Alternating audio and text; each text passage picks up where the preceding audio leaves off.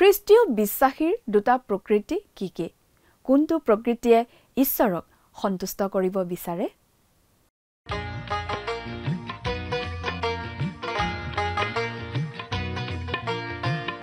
আজিৰে পবিত্ৰ ক্ষণতে উজলি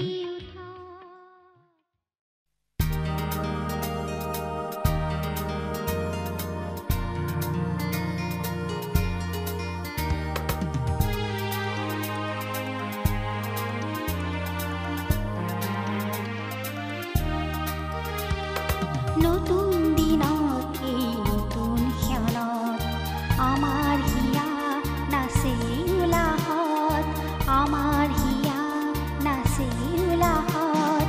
সেই উলাহ, সেই আনন্দ, সেই উলাহ, সেই আনন্দ প্ৰভু যীশুৱে দিয়া, দিয়া প্ৰভু যীশুৱে দিয়া। নতুন দিনত এই নতুন ক্ষণত আমাৰ হিয়া নাচে উলাহত।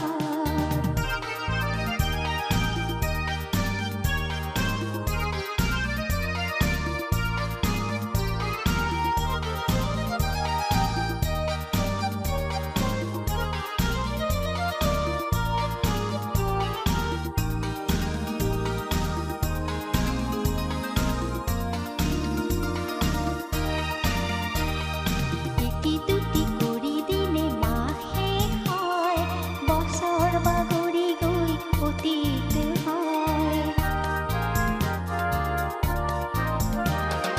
এটি দুটি কৰি দিনে মাহে হয়, বছৰ বাগৰি গৈ অতীত হয়।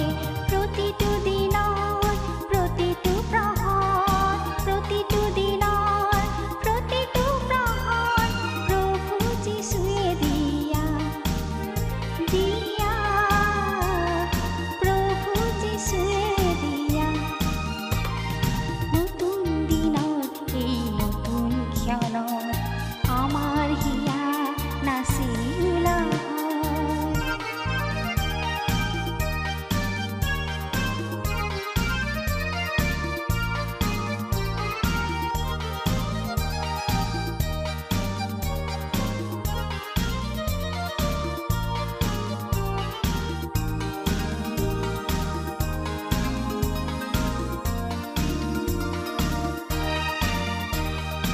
ইখুচি দুখুচি কৰি আমি আগুৱাওঁ, বিপদ নেওচি আগবাঢ়ি যাওঁ। ইখুচি দুখুচি কৰি আমি আগুৱাওঁ, বিপদ নেওচি আগবাঢ়ি যাওঁ। নমস্কাৰ, আমাৰ ভক্তিবচন অনুষ্ঠানলৈ আপোনাক স্বাগতম জনাইছোঁ। খ্ৰীষ্টীয় বিশ্বাসী লোকসকলৰ বাবে বিশেষভাৱে প্ৰস্তুত কৰা এই ভক্তিবচন অনুষ্ঠানটো হৈছে বাইবেল অধ্যয়নৰ ধাৰাবাহিক অসমীয়া অনুষ্ঠান। বাইবেলৰ গোটেই ৬৬খন পুস্তকৰে আমি ইয়াত অধ্যয়ন কৰিম।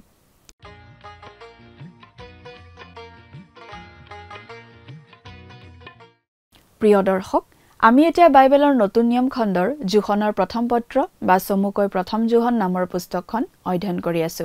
যোৱা অনুষ্ঠানত আমি এই প্ৰথম জোহন পুস্তকৰ ৩ নম্বৰ অধ্যায়ৰ ৮ৰ পৰা ১০ নম্বৰ পদলৈকে পঢ়ি তাৰ ভিত্তিত আলোচনা আগবঢ়াইছিলো। আজিৰ অনুষ্ঠানত আমি এই প্ৰথম জোহন পুস্তকৰ ৩ নম্বৰ অধ্যায়ৰ ১১ৰ পৰা ১৫ নম্বৰ পদলৈকে পঢ়ি তাৰ ভিত্তিত আগবঢ়োৱা আলোচনা শুনিবলৈ পাম। শয়তান সকলো পাপৰ উৎস। শয়তানেই আমাৰ আদি পিতৃ মাতৃ আদম আৰু হৱাক পাপত পতিত কৰাইছিল। আজি আমাৰ পাপ স্বভাৱৰ বাবেও শয়তানেই দায়ী। জোহনে কৈছে, যিয়ে পাপ কৰে তেওঁ শয়তানৰ। প্ৰভু যীশুৱে তেওঁৰ দিনৰ ধৰ্মীয় নেতাসকলক তোমালোকৰ পিতৃ শয়তান বুলি কৈছিল। যদি আমাৰ পিতৃ আমাৰ স্বৰ্গীয় পিতৃ, তেন্তে আমাত তেওঁৰ স্বভাৱ আছে আৰু আমি তেওঁৰ দৰে কাম কৰিবলৈ, তেওঁৰ দৰে আচৰণ কৰিবলৈ আগ্ৰহী হ'ম। জোহনৰ এই পত্ৰখনত প্ৰেম শব্দটো বহুবাৰ উল্লেখ কৰা হৈছে। ৩টা গ্ৰীক শব্দ আছে, যিবোৰ আমাৰ এটা ইংৰাজী শব্দ লাভ বা প্ৰেম বুলি অনুবাদ কৰা হৈছে। প্ৰথম গ্ৰীক শব্দটো হৈছে এৰছ আৰু নতুন নিয়মত ইয়াক কেতিয়াও ব্যৱহাৰ কৰা হোৱা নাই। ইয়াৰ অৰ্থ হৈছে মাংসিক প্ৰেম। যৌনতাৰ সৈতে সম্পৰ্ক থকা বাইবেলৰ নতুন নিয়মত ইৰোছ শব্দটো কেতিয়াও ব্যৱহাৰ কৰা হোৱা নাই দ্বিতীয় শব্দটো হৈছে ফিলিয়া আৰু ইয়াৰ অৰ্থ হৈছে বন্ধু বা ভাই ভনীৰ মাজত থকা ভালপোৱাৰ ভাৱ ইয়াৰ অৰ্থ হৈছে ভাইসকলৰ প্ৰতি প্ৰেম তৃতীয় শব্দ সৰ্বোচ্চ শব্দটো হ'ল আগাপে সেইটোৱে হৈছে ঈশ্বৰৰ প্ৰেম সেইটোকে জোখনে ইয়াত ব্যৱহাৰ কৰিছে যেতিয়া তেওঁ আমাক কৈছে যে আমি আমাৰ ভাইক প্ৰেম কৰিব লাগে বুলি জোখনে কৈছে যে তোমালোকে আদিৰে পৰা শুনা বাৰ্তা এইটোৱে হৈছে যে আমি ইজনে সিজনক প্ৰেম কৰা উচিত আচলতে জোখনে ইয়াত প্ৰভু যীশুৱে শিকোৱা কথাটোকে পুনৰ দোহাৰিছে বুলি আমি বুজি পাওঁ কাৰণ প্ৰভু যীশুৱে কৈছিল যদি তোমালোকে পৰস্পৰক প্ৰেম কৰা তেন্তে সকলোৱে ইয়াৰ দ্বাৰাই জানিব যে তোমালোক মোৰ শিষ্য এই প্ৰেম খ্ৰীষ্টৰ শিষ্যসকলৰ চিন হ'ব লাগে গতিকে জোখনে কয় মই তোমালোকক যি কৈছো হেয়া নতুন কথা নহয় এই কথা তোমালোকে আৰম্ভণিৰে পৰা শুনি আছা প্ৰভু যীশুৱে আমাক শিকাইছিল আৰু সকলো পাচনিয়ে এই কথা শিকাইছে আমি ইজনে সিজনক প্ৰেম কৰিব লাগে বুলি প্ৰিয় দৰ্শক কথাবোৰ অধিক বহলাই চাবলৈ আহকচোন এতিয়া আমি মূল আলোচনাটোৰ মাজলৈ আগবাঢ়ি যাওঁ প্ৰিয় শ্ৰোতা এতিয়া আমি বাইবেল আলোচনাৰ বাবে আগবাঢ়ি যাওঁ হওক যোৱা অনুষ্ঠানত আমি এই প্ৰথম জোহন পুস্তকখনৰ ৩ নম্বৰ অধ্যায়ৰ 10 নম্বৰ পদলৈকে চালোঁ আৰু এতিয়া আমি আলোচনা কৰিব খুজিছোঁ এই ৩ নম্বৰ অধ্যায়ৰ 11 নম্বৰ পদৰ পৰা 15 নম্বৰ পদলৈকে বাইবেলৰ পৰা পাঠ কৰি দিব খুজিছোঁ অনুগ্ৰহ কৰি মন দি শুনিব দেই প্ৰথম জোহন ৩য় অধ্যায় 11 পদ কিয়নো আমি যেন পৰস্পৰে প্ৰেম কৰোঁ তোমালোকে আদিৰে পৰা শুনা বাৰ্তা এইয়ে কিয়নো আমি যেন পৰস্পৰে প্ৰেম কৰোঁ তোমালোকে আদিৰে পৰা শুনা বাৰ্তা এইয়ে এই কথাবোৰ খ্ৰীষ্টীয় বিশ্বাসীসকলক কৈ থকা হৈছে জোহনে বাৰে বাৰে আদিৰে পৰা বুলি কৈ আহিছে আদিৰে পৰা মানে প্ৰভু যীশুৱে মানৱৰূপে জন্মগ্ৰহণ কৰা সময়ৰ পৰা প্ৰভু যীশুৱে শিষ্যসকলক যি কথা শিকাইছিল সেই কথাকে জোহনে ইয়াত আকৌ দোহাৰিছে প্ৰভু যীশুৱে শিষ্যসকলক এই বুলি শিকাইছিল মই যেনেকৈ তোমালোকক প্ৰেম কৰিলোঁ তেনেকৈ তোমালোকেও যেন পৰস্পৰে প্ৰেম কৰা তোমালোকে যদি পৰস্পৰৰ মাজত প্ৰেম ৰাখা তেন্তে তোমালোক যে মোৰ শিষ্য ইয়াক তাৰ দ্বাৰাই সকলোৱে জানিব জোহন 13 অধ্যায় 34 আৰু 35 পদ অৰ্থাৎ খ্ৰীষ্টৰ শিষ্যবিলাকৰ পৰিচয় হৈছে পৰস্পৰৰ প্ৰতি প্ৰেম থকা অৰ্থাৎ খ্ৰীষ্টৰ শিষ্যবিলাকৰ লক্ষণ বা বৈশিষ্ট্য হোৱা উচিত পৰস্পৰৰ প্ৰতি থকা প্ৰেম জোহনে কৈছে তোমালোকক মই যি কথা কৈছোঁ সেইটো একো নতুন কথা নহয় এই কথাটো তোমালোকে প্ৰথমৰে পৰা শুনি আহিছা এই কথাটো প্ৰভু যীশুৱে আমাক কেতিয়াবাই শিকাই থৈ গৈছে এই কথাটো পাচনীসকলেও শিকাই গৈছে আমি এই কথাটো আদিৰে পৰা শুনি আহিছোঁ যে আমি পৰস্পৰক প্ৰেম কৰা উচিত তোমালোকে পৰস্পৰক প্ৰেম কৰা উচিত এইটো কোনো নতুন আজ্ঞা নহয় এইটো প্ৰভু যীশুৱে আমাক দি থৈ যোৱা আজ্ঞা এই কথাটো তোমালোকে জানা এৰা এই কথাটো আমিও জানো আমি প্ৰতিজন খ্ৰীষ্টীয় বিশ্বাসীয়ে পৰস্পৰক প্ৰেম কৰা উচিত কিন্তু আমি এইটো প্ৰায়েই দেখি আহিছোঁ যে খ্ৰীষ্টীয় বিশ্বাসীসকল এই বিষয়ত প্ৰায়েই ব্যৰ্থ হয় আমি পৰস্পৰক যেনেদৰে প্ৰেম কৰা উচিত প্ৰায়েই তেনেদৰে কৰিবলৈ পাহৰি যাওঁ বা অৱহেলা কৰোঁ নহয়নে বাৰু কিন্তু এইটো প্ৰভু যীশুৱে দি থৈ যোৱা আজ্ঞা যদি আমি প্ৰভু যীশুৰ বিশ্বাসী তেন্তে আমাৰ মাজত প্ৰেম থকা উচিত আমি যে খ্ৰীষ্টীয় বিশ্বাসী তাৰ এইটোৱেই চিন এতিয়া 12 নম্বৰ পদটো পাঠ কৰি দিম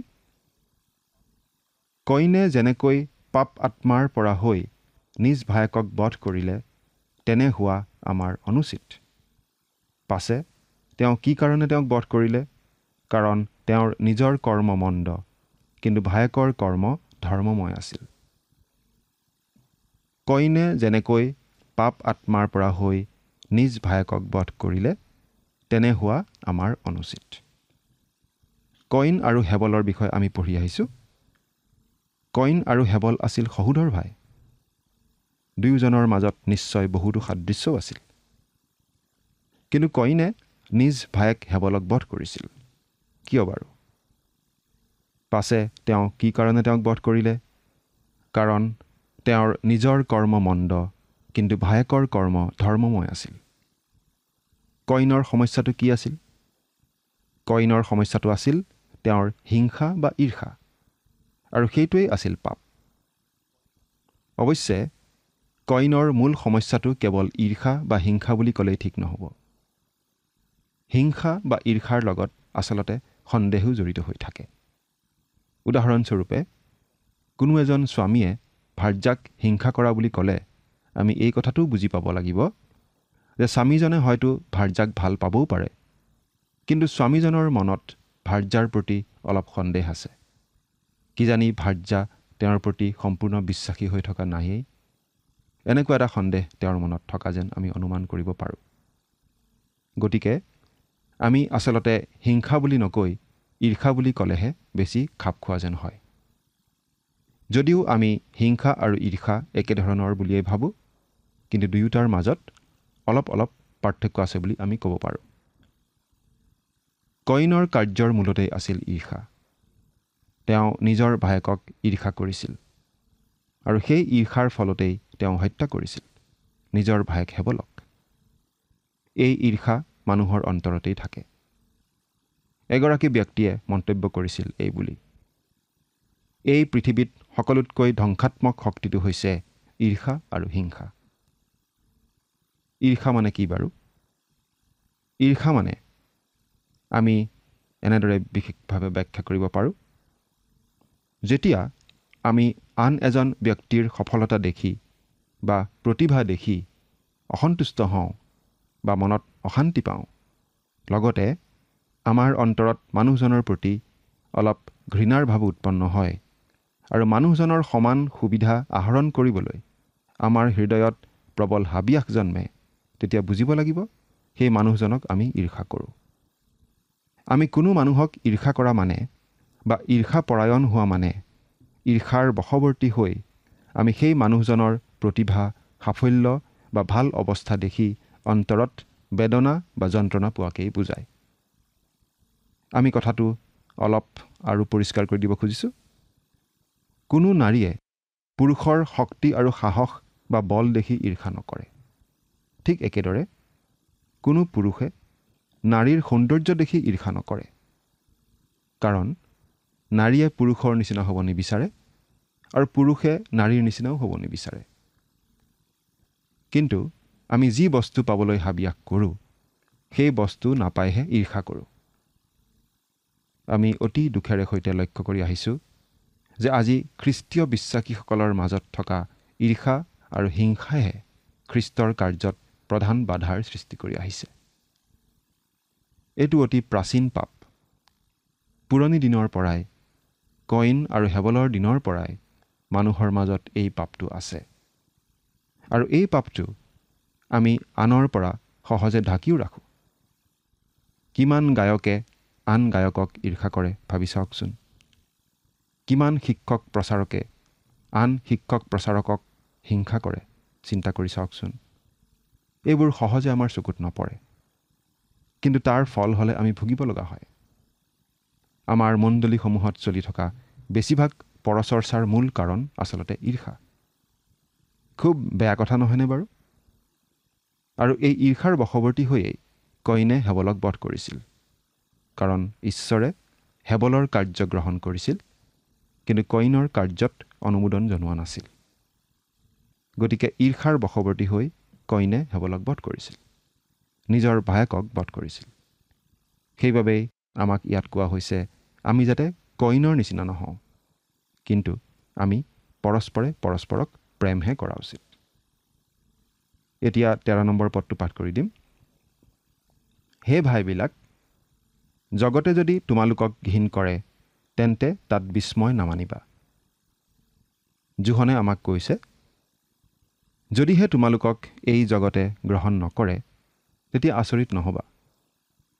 তোমালোকলৈ কিবা আচৰিত কথা ঘটিছে বুলি নাভাবিবা, কাৰণ এই জগতে তোমালোকক গ্ৰহণ নকৰে।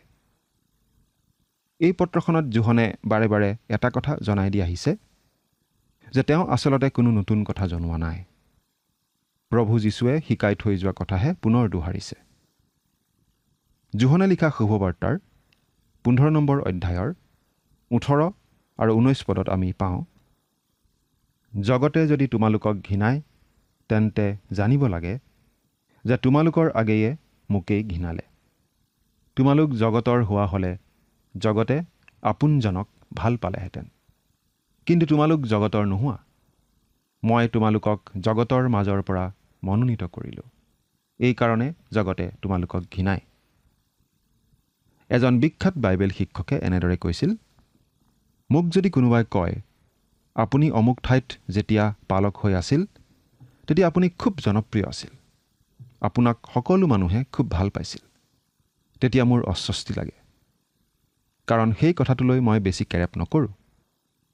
জনপ্ৰিয় হ'বলৈ মই বিশেষ হাবিয়াস নকৰোঁ, কাৰণ কিছুমান লোকৰ মাজত মই জনপ্ৰিয় হ'ব নোখোজোঁ। বৰং কিছুমান মানুহৰ মাজত জনপ্ৰিয় হোৱাটো মই ভাল কথা নহয় যেনহে ভাবোঁ, কাৰণ প্ৰভু যীশু সকলো লোকৰ মাজত জনপ্ৰিয় নাছিল আৰু এতিয়াও নহয়। জগতে প্ৰভু যীশুক গ্ৰহণ কৰা নাছিল। যি সমাজত প্ৰভু যীশু জনপ্ৰিয় নহয়, সেই সমাজত আমি জনপ্ৰিয় হোৱা মানে আমি আচলতে সম্পূৰ্ণৰূপে প্ৰভু যীশুক মানি নচলাটোহে বুজাব। বহু সময়ত আমি কিন্তু এই ভুলটোকেই কৰোঁ। কিবা কথা ক'লে মানুহে বেয়া পাব পাৰে বুলি ভয় কৰি আমি বহু সময়ত ক'ব লগা কথাও নকওঁ। বাইবেলে যি কৈছে সেই কথা আমি বহু সময়ত ক'বলৈ সংকোচ কৰোঁ, কাৰণ আমি জনপ্ৰিয় হ'ব খোজোঁ। কিন্তু খ্ৰীষ্টীয় বিশ্বাসীসকলে এই কথা মনত ৰখা উচিত যে যি জগতে প্ৰভু যীশুকেই ঘৃণায়, সেই জগতে প্ৰকৃত খ্ৰীষ্টীয় বিশ্বাসীক ঘৃণাবই। খ্ৰীষ্টৰ ক্ৰুচে মানুহক আমনি দিয়ে, কাৰণ খ্ৰীষ্টৰ ক্ৰুচে মানুহৰ গৰ্ব অহংকাৰ খৰ্ব কৰে, মানুহক পাপী বুলি কয়। গতিকে মানুহে সেই কথা শুনিবলৈ বেয়া পায়। অৱশ্যে আমি এই কথা মনত ৰখা উচিত যে আমি বেয়া কাম কৰি বা বেয়া ব্যৱহাৰ কৰি আনৰ অপ্ৰিয় হ'ব নালাগে। কিন্তু প্ৰকৃত খ্ৰীষ্টীয় বিশ্বাসী হোৱা কাৰণে যদি জগতে আমাক ঘৃণায়, তেতিয়া আমি বেজাৰ পাব নালাগে। কিন্তু সকলো বিষয়তে খ্ৰীষ্টক মানি চলিবলৈ যাওঁতে যদি জগতে আমাক বেয়া পায়, আমি যদি সেইবাবে অপ্ৰিয় হওঁ, তেন্তে আমি আনন্দ কৰা উচিত। খ্ৰীষ্টক যি কাৰণে জগতে গ্ৰহণ নকৰে, সেই একে কাৰণতে আমাকো যদি জগতে গ্ৰহণ নকৰে, তেতিয়াহে আমি জনা উচিত আমি খ্ৰীষ্টীয় বিশ্বাসত ঠিকে আছোঁ বুলি। বাইবেলে আমাক পৰাপক্ষত সকলো ক্ষেত্ৰতে আনৰ লগত মিলি থাকিবলৈ শিকাইছে।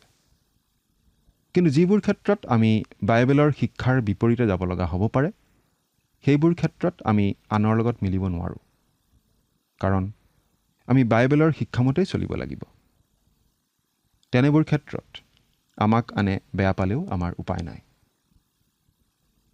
গতিকে জগতে যদি আমাক ঘৃণ কৰে, তাত আমি আচৰিত হ'বলগীয়া একো নাই। এতিয়া 14 নম্বৰ পদটো পঢ়ি দিছোঁ। আমি ভাইবিলাকক প্ৰেম কৰাৰ কাৰণে মৃত্যুৰ পৰা জীৱনলৈ পাৰ হ'লোঁ, ইয়াকে জানো। যিকোনোৱে প্ৰেম নকৰে তেওঁ মৃত্যুত থাকে। আমি ভাইবিলাকক প্ৰেম কৰাৰ কাৰণে মৃত্যুৰ পৰা জীৱনলৈ পাৰ হ'লোঁ, ইয়াকে জানো। প্ৰিয় শ্ৰোতা, আপুনি ঈশ্বৰৰ সন্তান হয় নে নহয়, সেই কথা আপুনি নিজে জানিব পাৰে। আমি জানিব পাৰোঁ, এই কথাত সন্দেহ নাই, কাৰণ ঈশ্বৰৰ বাক্যই আমাক এই কথাটো কৈছে। আমি কেনেকৈ জানিব পাৰোঁ? আমি ভাইবিলাকক প্ৰেম কৰাৰ কাৰণে। আপুনি বাৰু আন খ্ৰীষ্টীয় বিশ্বাসীসকলক প্ৰেম কৰেনে? আন খ্ৰীষ্টীয় বিশ্বাসীৰ প্ৰতি যদি আপোনাৰ অন্তৰত বিশেষ প্ৰেমৰ ভাৱ আছে, তেন্তে আপুনি ঈশ্বৰৰ সন্তান। আমি ঈশ্বৰৰ বাক্যৰ পৰিচৰ্যাৰ খাতিৰত বহুতো ঠাইলৈ যাব লগা হয়, আৰু আমি এনেদৰে বহুতো খ্ৰীষ্টীয় বিশ্বাসীক মুখামুখিকৈ লগ পাওঁ। বহু ঠাইত আমি এনেকুৱা কিছুমান খ্ৰীষ্টীয় বিশ্বাসীক লগ পাওঁ, যিসকলক আমি আগতে কেতিয়াও দেখা নাই বা আগতে কেতিয়াও তেওঁলোকৰ বিষয়ে শুনাও নাই। কিন্তু তথাপি আমি তেনেকুৱা খ্ৰীষ্টীয় বিশ্বাসীৰ লগতো সুন্দৰ সহভাগিতা লাভ কৰোঁ। আগতে কেতিয়াও লগ নোপোৱা লোকজনকো অতি আপোন আপোন লাগে। এনেকুৱা অভিজ্ঞতা আপোনাৰ বাৰু হৈছেনে প্ৰিয় শ্ৰোতা? আমি আগতে লগ নোপোৱা খ্ৰীষ্টীয় বিশ্বাসীজনৰ লগতো ইমান মধুৰ সহভাগিতা কেনেকৈ লাভ কৰিব পাৰোঁ বাৰু? কাৰণ তেওঁ প্ৰকৃত খ্ৰীষ্টীয় বিশ্বাসী। তেওঁ ঈশ্বৰৰ সন্তান। গতিকে বিশ্বাসত আমি ভাই ভাই, একে পৰিয়ালৰ লোক। আমি যদি প্ৰভু যীশুক গ্ৰহণ কৰি আত্মিকভাৱে নতুন জন্ম লাভ কৰিলোঁ, আমি ঈশ্বৰৰ সন্তান হ'লোঁ। যদি আমি ঈশ্বৰৰ সন্তান হ'লোঁ, তেন্তে আমি ঈশ্বৰৰ আন আন সন্তানসকলক নিশ্চয় প্ৰেম কৰিম। এই পৃথিৱীত অনেক খ্ৰীষ্টীয় বিশ্বাসী আছে, যিসকলক আমি কেতিয়াও লগ পোৱা নাই, হয়তো এই জীৱনত লগ নাপামো। কিন্তু যদিহে আমি তেনেকুৱা বিশ্বাসী এজনক লগ পাওঁ, তেওঁ যি দেশৰ, যি ভাষাৰ লোকেই নহওক কিয়, আমাৰ আপোন আপোন যেন লাগিবই। আমি সহভাগিতা উপভোগ কৰিব পাৰিমেই, কাৰণ আমি একে পৰিয়ালৰ লোক, ঈশ্বৰৰ পৰিয়ালৰ লোক। আমি ভাইবিলাকক প্ৰেম কৰাৰ কাৰণে আমি যে মৃত্যুৰ পৰা জীৱনলৈ পাৰ হ'লোঁ, সেই কথা জানো। প্ৰতিজন খ্ৰীষ্টীয় বিশ্বাসীয়ে মৃত্যুৰ পৰা জীৱনলৈ পাৰ হ'ল, সেই কথাত সন্দেহ থকা উচিত নহয়। কাৰণ এই কথাটো প্ৰভু যীশুৱে দি কৈ গৈছে এনেদৰে, মই তোমালোকক অতি স্বৰূপকৈ কওঁ, যিজনে মোৰ কথা শুনি মোক পঠোৱাজনাত বিশ্বাস কৰে, সেইজনৰ অনন্ত জীৱন আছে, আৰু তেওঁ সুধ বিচাৰলৈ আহিব নালাগে, কিন্তু মৃত্যুৰ পৰা জীৱনলৈ পাৰ হ'ল। যোহন 5:24। গতিকে আমি যদি ভাইবিলাকক প্ৰেম কৰোঁ, তেন্তে আমি প্ৰকৃত খ্ৰীষ্টীয় বিশ্বাসী। গতিকে আমি জীৱন পোৱা লোক, মৃত্যুৰ পৰা জীৱনলৈ পাৰ হোৱা লোক, অনন্ত জীৱনৰ ভাগী হোৱা লোক। গতিকে ইয়াৰ বিপৰীত কথাটো আমি জানো। সেইটোনো কি? যিকোনোৱে প্ৰেম নকৰে তেওঁ মৃত্যুত থাকে। অৰ্থাৎ আনৰ প্ৰতি যাৰ অন্তৰত অলপো প্ৰেম নাই, তেওঁ প্ৰকৃত খ্ৰীষ্টীয় বিশ্বাসী নহয়। এই কথাটো বাইবেলে আমাক জনাই দিছে। প্ৰিয় শ্ৰোতা, আপুনি নিজকে পৰীক্ষা কৰি চাওকচোন। আনৰ প্ৰতি আপোনাৰ হৃদয়ত প্ৰেম আছেনে? আনৰ হিতৰ কথা বাৰু আপুনি চিন্তা কৰেনে? এতিয়া 15 নম্বৰ পদটো পঢ়ি দিছোঁ। ইয়াত লিখা আছে, যিকোনোৱে নিজ ভাইক ঘিণ কৰে তেওঁ নৰবধি, আৰু কোনো নৰবধিৰ অন্তৰত অনন্ত জীৱন নাথাকে, ইয়াক তোমালোকে জানা। যিকোনোৱে নিজ ভাইক ঘিণ কৰে তেওঁ নৰবধি। প্ৰিয় শ্ৰোতা, এই কথাটো আমি কোৱা নাই। অতি চোকা ভাষাৰে, অতি স্পষ্ট ভাষাৰে বাইবেলেই এই কথাটো কৈছে। আচলতে ইয়াত পাচনি যোহনে প্ৰভু যীশুখ্ৰীষ্টই আগতে কৈ যোৱা কথাকেই পুনৰ দোহাৰিছে। পাচনি যোহনে এই কথাটো নিজৰ পৰাও আনকি কোৱা নাই। প্ৰভু যীশুৱে আগতে কৈ যোৱা কথাকেই তেওঁ উল্লেখ কৰিছে। প্ৰভু যীশুৱে এই বিষয়ে কি কৈছিল আমি চাওঁ হওক। মথিয়ে লিখা শুভবাৰ্তা 5 নম্বৰ অধ্যায়ৰ 21 আৰু 22 নম্বৰ পদ পাঠ কৰি দিম, শুনিবচোন। তুমি নৰবধ নকৰিবা, আৰু যিকোনোৱে নৰবধ কৰে সি সুধ বিচাৰত দণ্ডৰ পাত্ৰ হ'ব। ইয়াক যে পূৰ্বকালৰ মানুহবিলাকৰ আগত কোৱা হৈছিল, তাক তোমালোকে শুনিলা। কিন্তু মই তোমালোকক কওঁ, যিকোনোৱে ভায়েকক খং কৰে তেওঁ সুধ বিচাৰত দণ্ডৰ পাত্ৰ হ'ব, আৰু যিকোনোৱে ভায়েকক নিৰ্বোধ বোলে তেওঁ মহাসভাত দণ্ডৰ পাত্ৰ হ'ব, আৰু যিকোনোৱে ভায়েকক মূঢ় বোলে তেওঁ অগ্নিময় নৰকত দণ্ডৰ পাত্ৰ হ'ব। অতি চোকা ভাষাৰে প্ৰভু যীশুৱে অতি স্পষ্টভাৱে এই কথাখিনি কৈছে। প্ৰভু যীশুৱে কৈছে, আমি আনক দেখাত হত্যা নকৰিব পাৰোঁ, কিন্তু যদিহে আমাৰ অন্তৰত আন কাৰোবাৰ প্ৰতি ঘিণ থাকে, তেন্তে অন্তৰতেই আমি নৰবধ কৰাৰ নিচিনা হয়।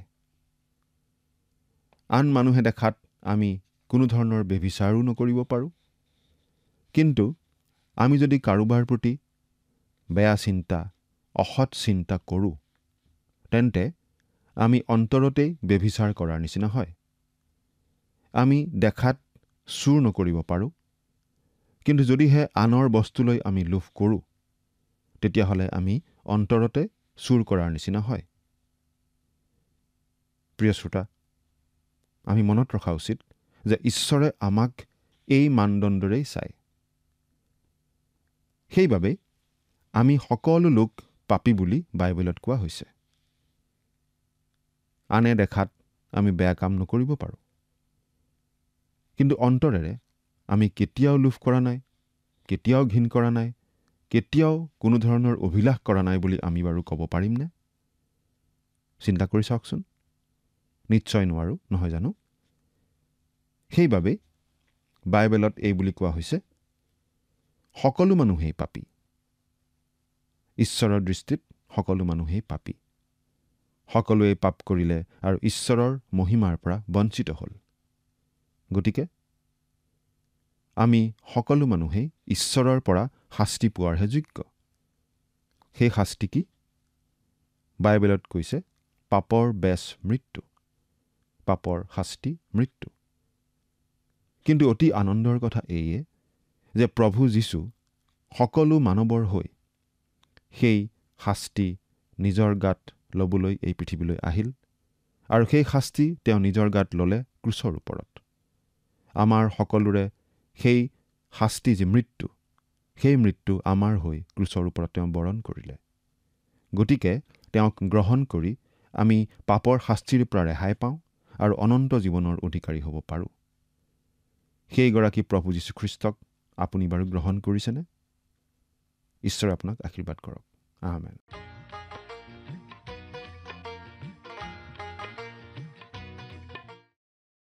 জোখনে বিশেষভাৱে গুৰুত্ব দি জনাইছে খ্ৰীষ্টীয় বিশ্বাসীত থকা দুটা স্বভাৱৰ কথা।